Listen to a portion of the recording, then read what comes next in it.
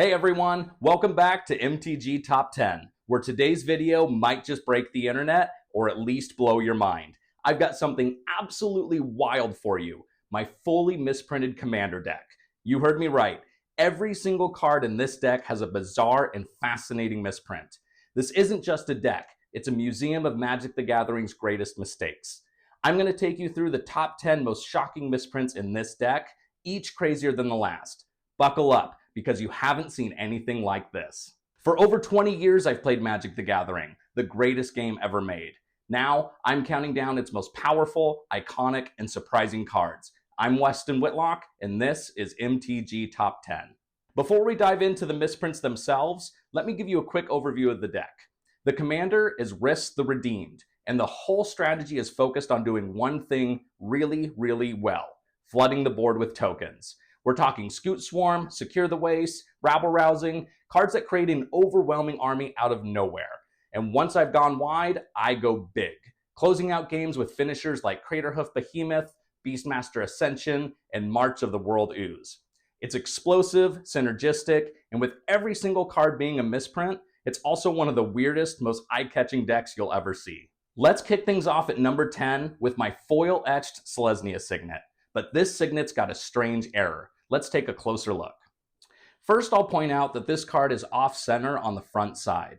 See how the black bar on the top is much thicker than the black bar on the bottom? This is a very common misprint and not that exciting on its own. However, look at what happens when the light hits it at just the right angle. You'll notice parts of the card look completely matte, lacking that typical glossy finish. You will also notice that the foil etch treatment, which is a type of varnish, appears to be in the wrong place. Actually, this isn't the case. The foil etch treatment is in the correct spot, and the reason it doesn't properly align is because the front of the card was printed too far down. Watch as I flip the card over. You'll see the backside is printed correctly. Because the front side was printed too far down, the foil etch treatment doesn't align with the rest of the card, creating this awesome misprint. Varnish misprints might not be the top of the rarity charts, but they're still surprisingly eye-catching. At number 9, things really start getting twisted. Literally.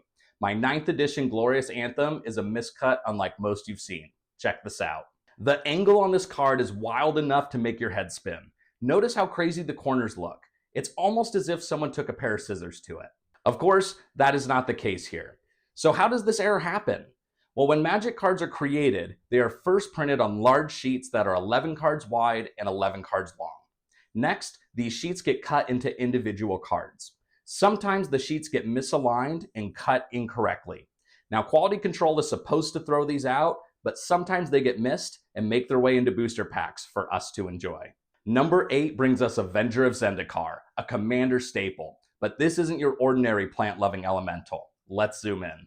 Look closely, and you'll see bold black bars running horizontally and vertically, almost like the printer was trying to cross it out. I started collecting misprints back in 2017, and by now I've got a pretty strong grasp of how the printing process works and where it tends to break down. But I'll be honest, I have no idea how this error happens. The misprint community has only seen this error happen in this specific set, and the error only affected mythic rares. That limited appearance makes it one of the strangest and most unique errors we've ever seen. At number 7, we have Welcoming Vampire, who has something sinister hiding on its backside. A huge black ink spill. Let's check it out. It looks like the printing press had an accident, spilling ink all over the back. I love the way this looks, and I think it's awesome that you can still make out the text behind the ink spill. Because misprints can show up either on the front or the back of a card, I use clear Dragon Shield sleeves for this deck. I want the misprints to be visible during gameplay. Sure, it means sometimes I know what card I'm going to draw, but thankfully my playgroup doesn't mind, and I just couldn't bear to cover up these sweet errors. Coming in at number 6 is Scatter the Seeds. This card perfectly fits my deck's theme of making tokens, but with a major twist: a huge missing ink splotch. Check this out. This error is the exact opposite of the last error on Welcoming Vampire. The misprint is known as an ink splotch, and it happens when something gets onto the sheet or the printer roller that prevents the ink from properly sticking. My favorite part of this card is that the name is printed perfectly.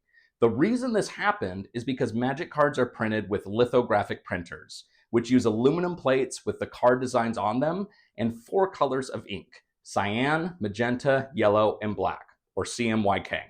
These aluminum sheets go through each ink individually. So here's how this specific error happened. First, the sheet went through the printer that places the black ink, and no issues happened. You can see all the black ink on the card from the name to the borders is flawless. Then, something such as a small spill of oil made it so the cyan, magenta, and yellow ink couldn't adhere to the card. Pretty cool, right? At number 5, we have the greatest token generator of all time, Smothering Tithe. Let me show you my copy, which has an awesome misprint. You'll notice that this card is miscut horizontally, revealing a bar of many colors on the right side of the card. On the back side, you'll notice it shows the same miscut, except that it's a white line instead of a color bar. Miscuts are among the more common types of misprints, but usually the miscut will simply show the card that was next to it on the sheet. So what the heck is going on with this card? To properly explain, I first need to talk more about uncut sheets of Magic cards.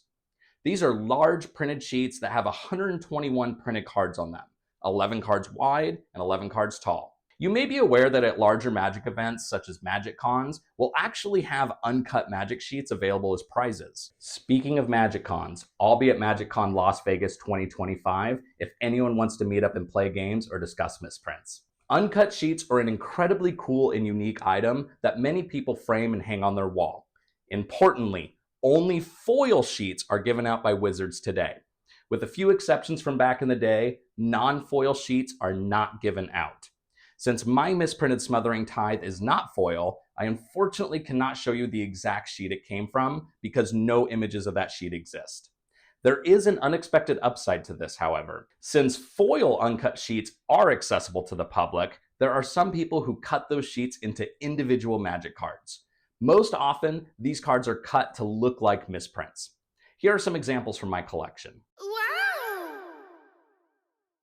Now, the vast majority of the time, people who cut sheets are not trying to pass these cards off as authentic misprints.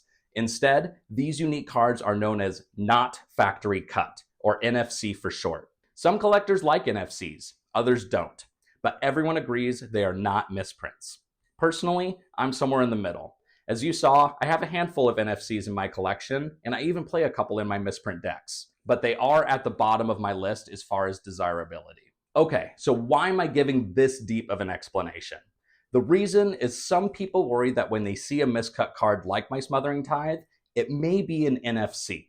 However, the fact that my copy is not foil is proof that it is in fact factory cut and therefore an authentic misprint.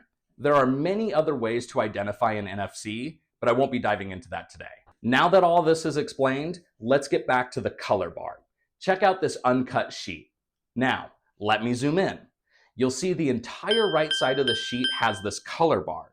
On uncut sheets, the color bar serves as a quality control tool. Specifically, it's a series of small color blocks printed on the sheet in the trim area, which is the area that will be cut off. These bars help printers check and maintain color density, consistency, and other print characteristics. The trim may also include text and other technical print data. Like I explained with my Twisted Miscut Glorious Anthem, when a sheet of Magic cards is cut into individual cards at the factory, sometimes the sheet gets misaligned and miscuts happen. If the card that was miscut was at the edge of the sheet, instead of just seeing another Magic card, you'll see a strip of white known as a sheet edge, and or a color bar like what you see on my Smothering Tithe. Woo! We went deep on that one. Do me a favor and let me know in the comments if you found this interesting or boring. At number 4 is my Increasing Devotion, and it has one of the creepiest misprints ever, ghosting. Let's zoom in. If you look closely, there's some extra text that faintly haunts the card, a shadow from a completely different card's printing process. The other card is none other than Reanimate. How fitting. Let me zoom in even more so you can see this clearly. If we compare the text of Reanimate to the ghosting text on Increasing Devotion, you can clearly see they are the same.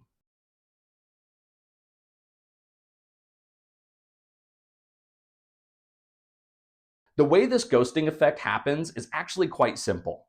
When the sheet is being printed, sometimes the printer rollers are not properly cleaned and the residual ink from the previous sheet gets on the new sheet. Still, a very striking misprint. Cracking the top 3, I've got something legendary, a misprint planes from the very first set of Magic, Alpha, which was released way back in 1993. You'll notice the front of this card is printed completely normal. When I flip it around, however, it's clear as day what the misprint is, a massive miscut. A piece of Magic history made even rarer by this printing mistake. Seeing the oldest set in Magic history misprinted makes this card one of the coolest in the deck. Number 2 is truly jaw-dropping, and the only foreign card on this list. Just wait until you see this French pre-release promo of Growing Rights of Itlimoc. It's obvious the card is completely screwed up, but how does something like this happen? Those vertical lines you see at the top of the card, they're called a crimp, and this happens when a card gets caught at the top or the bottom of a booster pack when that pack is being sealed. You can see here that the vertical lines on the Growing Rights of Itlimoc match perfectly to the vertical lines on the booster pack. Crimps come in all varieties, from teeny tiny to so severe that the card actually gets severed into 2 pieces, just like you see on mine. Somewhere out there is the other part of this card, but I don't wager I'll ever find it.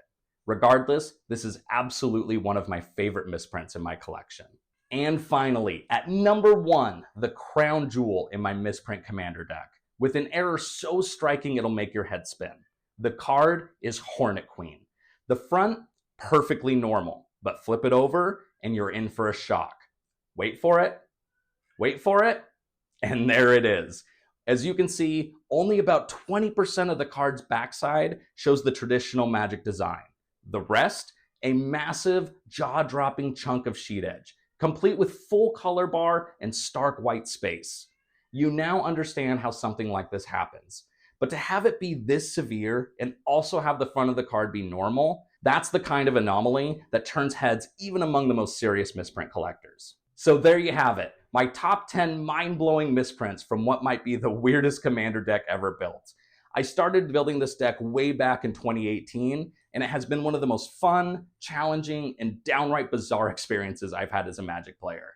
It's part game piece, part art exhibit, and it's a conversation starter every time I bring it to the table. Now, I understand this video is different from the content I typically create, so I would genuinely appreciate your feedback in the comments. Is this something you enjoyed and would like to see more of? Or would you prefer more traditional top 10 videos? Regardless, I hope you like, subscribe, and hit that bell so you don't miss the next episode of MTG Top 10.